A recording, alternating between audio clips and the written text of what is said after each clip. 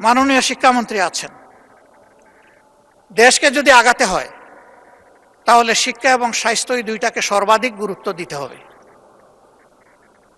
শিক্ষার প্রাণ হচ্ছে টারশিয়ারি লেভেলে, সেখানে রিসার্চ হবে, গবেষণা হবে, জাতির ভবিষ্যৎ ওখান থেকেই বের হয়ে আসবে। দুঃখের বিষয়, গবেষণায় ফকিরের ভিক্ষা দেওয়া হয়। ফকিরের ভিক্ষা দেওয়ার কারণে ওই ভিক্ষাগুলো লুটপাট হয়ে যায় অনেক ক্ষেত্রে, সেগুলোও কাজে লাগে না। তবে আমি একটা সেক্টরকে বরাবর ধন্যবাদ দেই, আজও ধন্যবাদ দেব। এটি হচ্ছে আমাদের কৃষি বিভাগ, কৃষি বিশ্ববিদ্যালয়। তাদের অর্জনকে আমরা অস্বীকার করলে নিজেকে অস্বীকার করার সামিল হবে। তারা এই দেশকে অনেক কিছু দিয়েছে।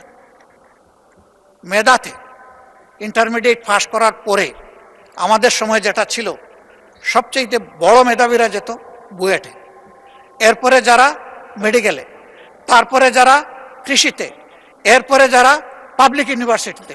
অবশ্যই তার ব্যতিক্রমও ছিল, অনেক প্রখর মেধাবীও হয়তো প্রায় পাবলিক ইউনিভার্সিটিকে ফার্স্ট চয়েস হিসেবে গ্রহণ করে নিয়েছে, কিন্তু ইন জেনারেল ট্রেন্ডটা এমন ছিল। সেই জায়গা থেকে তৃতীয় অবস্থানের লোকেরা যদি দেশকে এত কিছু দিতে পারলেন, প্রথম এবং দ্বিতীয় অবস্থান কি দিল সেটা এখন পর্যালোচনার দাবি রাখে। এবং এইখানে রাষ্ট্রের দায়িত্ব কতটুকু, দায় কতটুকু, সেটাও পর্যালোচনা করতে। তাদের হাতে যদি পর্যাপ্ত উপকরণ তুলে না দিয়ে আমরা বলি যে কেন তোমরা আমাদেরকে দিচ্ছ না, এটাও হবে অবিচার। এই জন্য আমি দাবি করব বাজেট অধিবেশন সন্নিকটে সর্বাধিক গুরুত্ব যেন শিক্ষা এবং স্বাস্থ্যে দেওয়া হয়।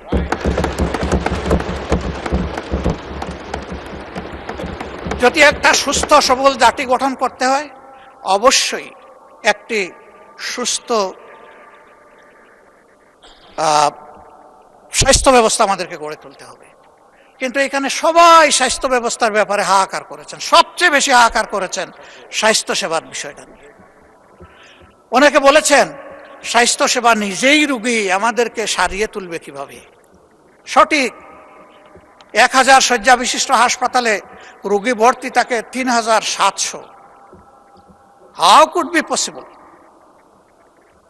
আবার এখন অন্য সমস্যাও দেখছি। এই ফ্যাসিস্ট আমলে যোগ্য দক্ষ ডাক্তারদেরকে বহু দূরে বদলি করা হয়েছে, যেখানে তাদের মেধারও কোনো মূল্যায়ন করা হয়, এবং সেখানে এটাকে কাজে লাগানোরও কোনো সুযোগ ছিল না। আবার অনেককে ওএসডি করা হয়েছে।